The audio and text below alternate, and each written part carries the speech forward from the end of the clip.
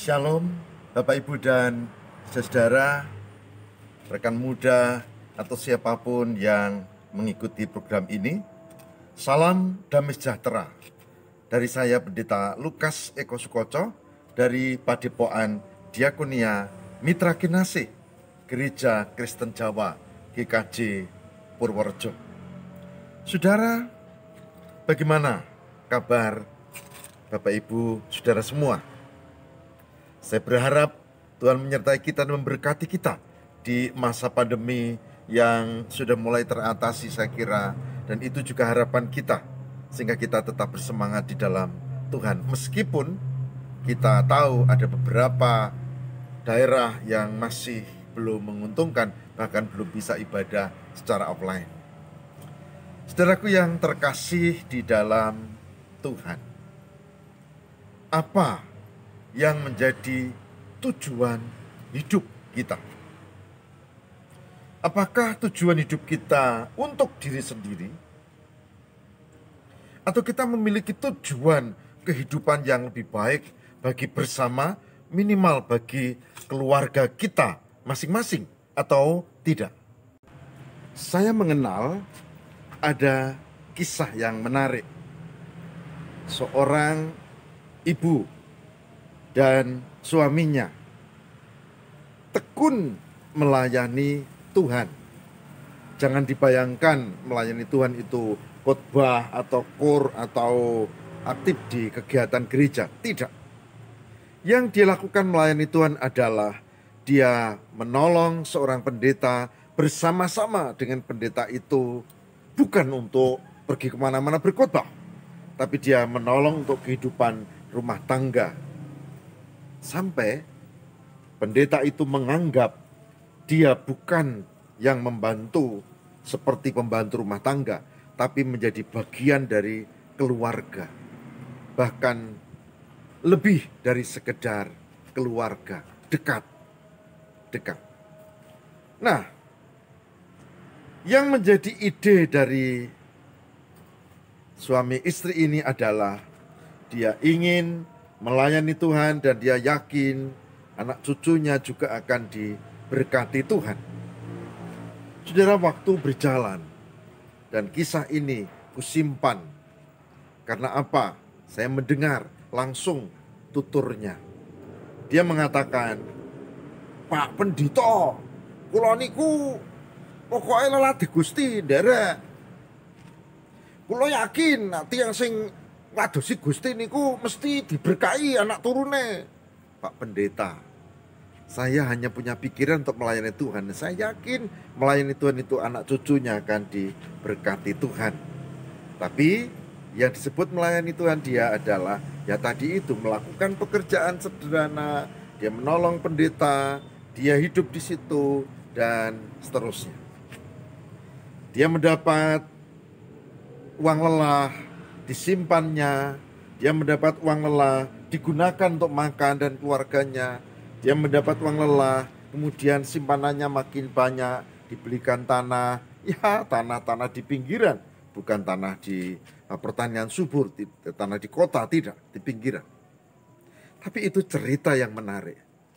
Ketika ibu ini, suaminya meninggal, hidupnya ya sederhana.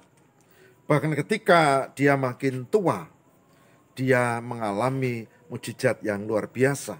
Karena apa? Karena ternyata ada proyek ring road dan tanah yang tidak, kurang berharga itu tiba-tiba mendapatkan harga yang lumayan besar. Bahkan sebagian tanah yang di situ menjadi tanah kota akhirnya. Dan itu kemudian dibikin usaha oleh anak-anaknya. Tentu akibat dari situasi ini, maka secara ekonomi keluarga ini jauh diberkati Tuhan ketimbang sebelumnya. Komentarnya begini, "Kula pun yakin Pak Pendito, estu niku mesti diberkahi Gusti. Sak niki coba niki dia cerita." Dan dengan semangat dia menceritakan bagaimana orang yang menabur kebaikan, orang yang melayani Tuhan, maka akan diberkati oleh Tuhan. Dan janji itu ya dan amin, dipegang teguh.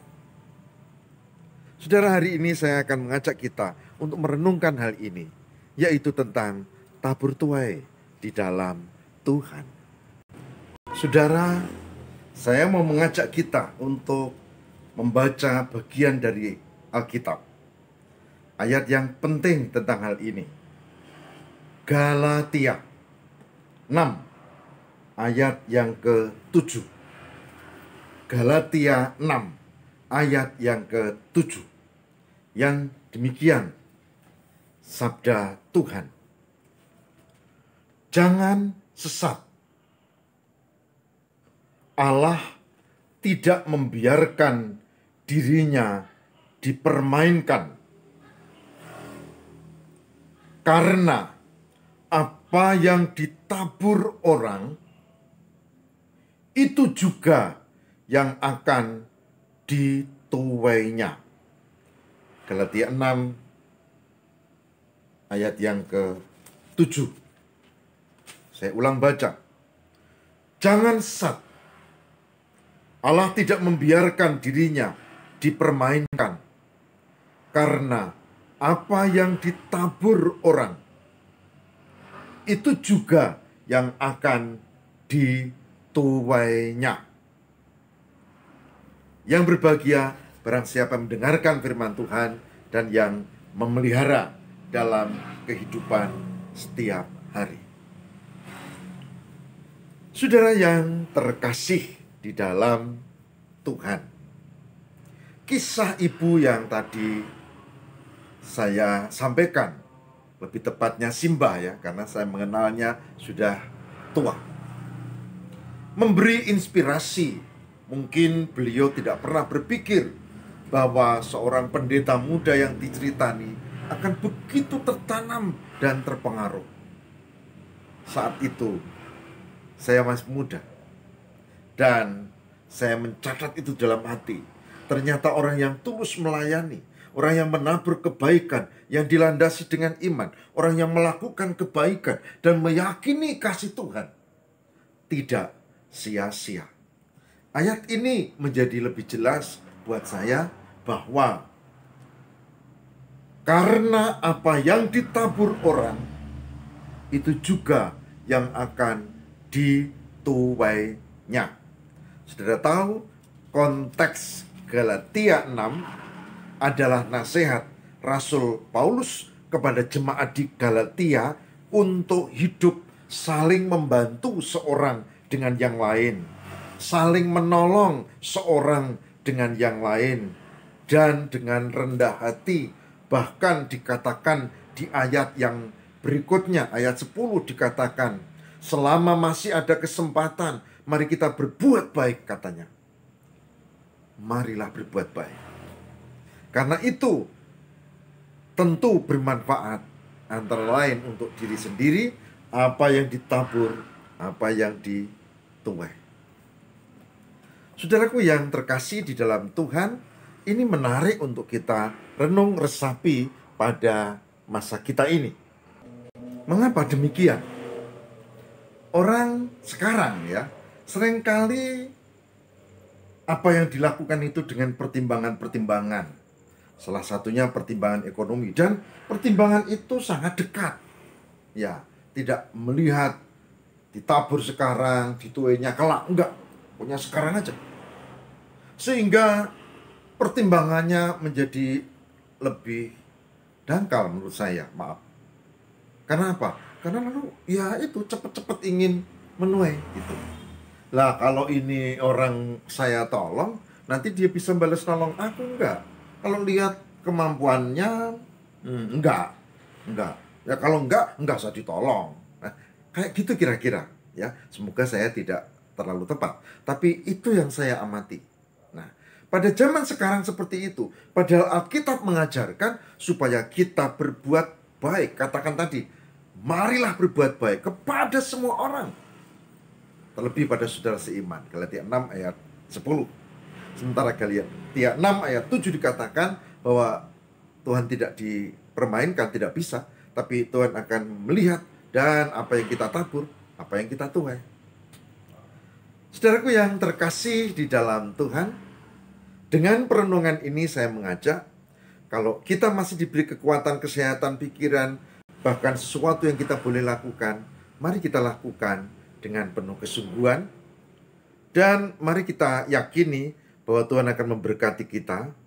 Dan kita yakini juga bahwa apa yang kita tabur akan kita tuai. Tentu bukan kita ngarep-harap itu, tapi itu janji Tuhan dan ya dan amin.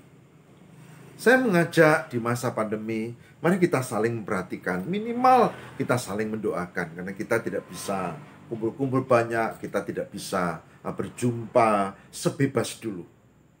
Pertama, mari kita mendoakan. Kalau kita tahu ada saudara kita yang sakit, belum tentu corona, tapi sakit apapun, maka kita bisa beri waktu khusus setiap malam untuk berdoa kepada Tuhan. Buat saudara kita yang sakit, yang didoakan belum tentu tahu, tapi Tuhan tahu.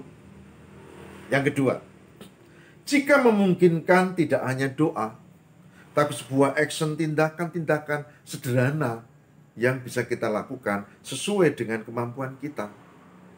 Kalau saudara-saudara punya kemampuan menyapa, karena kita punya WA, kita bisa menyapanya melalui WA. Cuma begitu, jangan cuma begitu. Meskipun cuma begitu, orang kalau tidak niat, itu kita WA juga nggak balas, atau kita mau WA males. Jadi jangan cuma begitu, ini juga membutuhkan keseriusan. Yang ketiga, tidak hanya WA. Syukur kalau ada sesuatu yang kita bisa kirimkan, meskipun kita tidak ketemu. Meskipun kita tahu orang ini tidak akan atau tidak bisa membalas kita. Boleh jadi, tapi sebuah tindakan yang tulus akan diberkati Tuhan. Saudaraku yang terkasih di dalam Tuhan, mari kita belajar untuk menabur yang baik. Sebagai hambanya, saya mengajak kita untuk belajar menabur yang baik.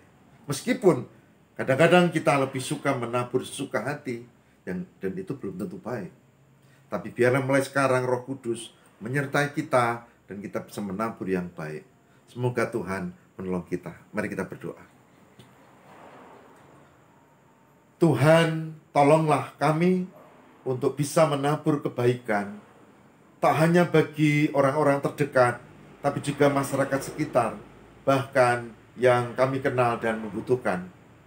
Yang sakit, yang terpapar virus COVID-19 atau penyakit lainnya, yang gelisah, yang kesepian, ajari kami memberi perhatian dengan benar, dan Tuhan yang menguatkan. Semoga Roh Kudus memampukan kami untuk di tengah situasi seperti ini tetap berbuat kebaikan oleh karena Tuhan. Terima kasih Tuhan. Inilah doa kami. Kami mohon, kabulkanlah demi Kristus pengantara kami. Amin.